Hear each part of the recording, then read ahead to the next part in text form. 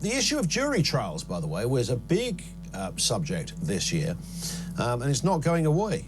4 bar leaders oppose Labour's plans curtailing jury trials for offences like likely to carry under 3-year sentences. So it's still alive, and there's still work in progress on this one. Let's speak with Chris Daw, KC, leading barrister and author of Justice on Trial. I remember you almost got an award from our listeners last time you were on with us, Chris, because your animation and your anger at what was being proposed here was felt and agreed with by so many people. I mean, not to paraphrase you, or to paraphrase you rather, but not to try and put words in your mouth. I mean, you are absolutely outraged by this proposal from the off.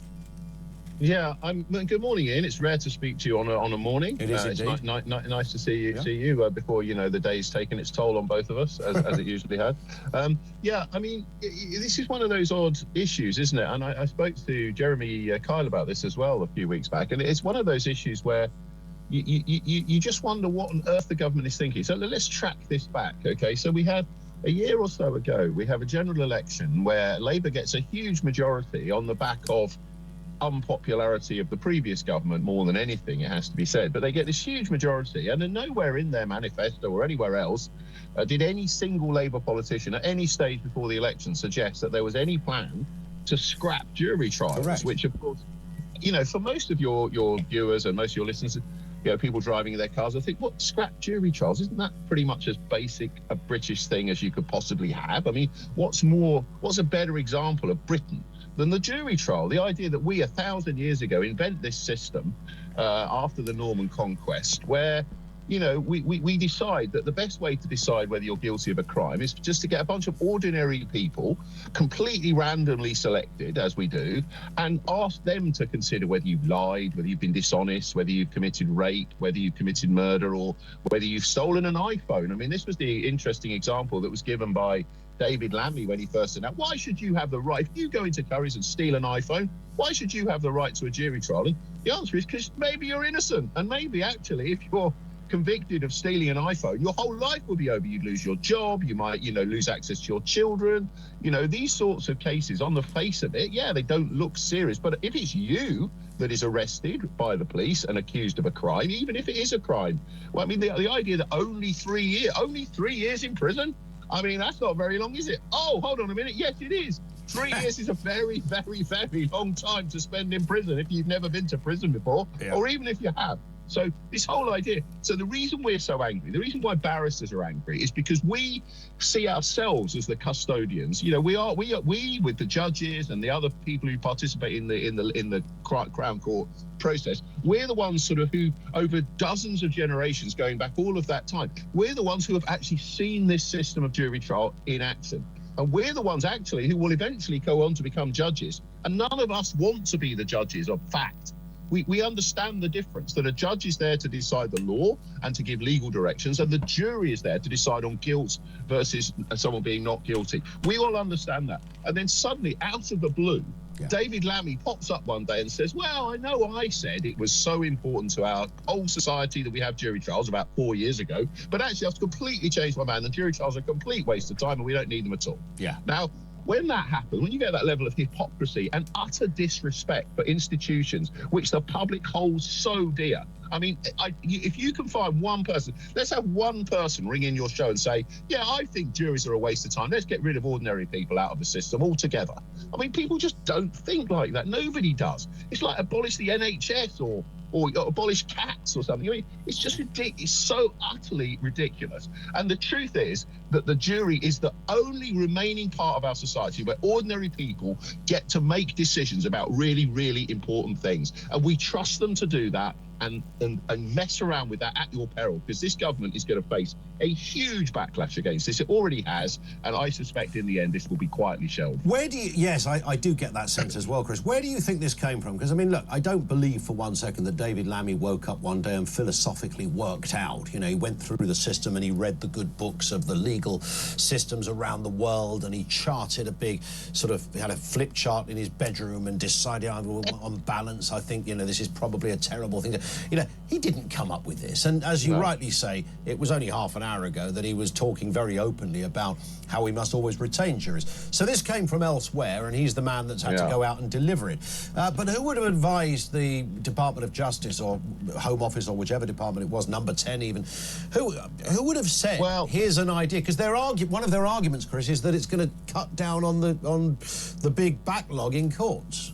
Well, apart from the fact that it's not. So it's not going to cut the backlog at all, because the backlog is already kind of going to run for several years.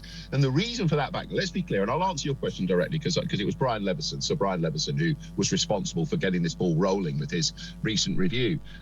But the reason why we have a backlog is simply because on any given day, 20 to 25% of the Crown Courts in this country are shut because the ceiling's not been fixed, or the air conditioning's broken, or for some other, the toilets don't work. I mean, we've had whole trials lost because there's no toilets in the court building, and whole buildings are shut because of the heating has failed. And that's 6, 7, 8, 10 courtrooms that could all be dealing with the backlog of rape trials in particular, which is a catastrophic problem in our system. But it's not caused by jury trials. It's caused by a failure to keep the courts running and keep them open. If we did that, this backlog would shrink. And if we did some other things, of course, so there are other things required. But the answer is, Sir Brian Leveson was asked to come up with an idea to try and speed things up. He said, oh, why don't we try some cases with magistrates and a judge, and that would speed it up. But the problem with that philosophy is, firstly, it doesn't work and won't work. And secondly, it totally ignores our society and our culture. You know, some of the other stories that you've been talking about, Ian, I was just listening before you came on, about what it is to be British, what it is to be English in particular.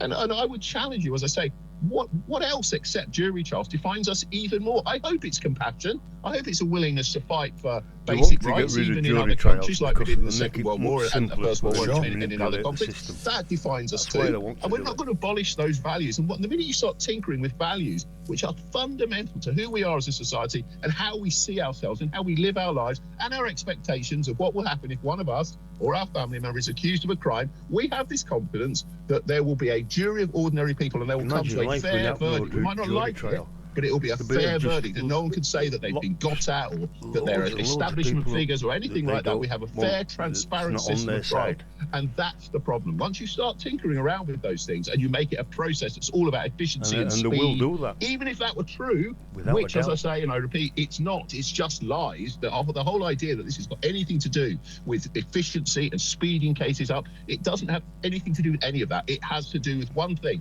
and that is a fundamental refusal by this government and all previous governments for the last 30 years to put enough money into our criminal justice system, and that's a fundamental flaw that we have. I'm bound to ask you this again, Chris, but it's worth just going over. What about countries that don't have juries as standard? You know, there's many of our European neighbours don't have this system, but they do have a good system of justice. How do they do it?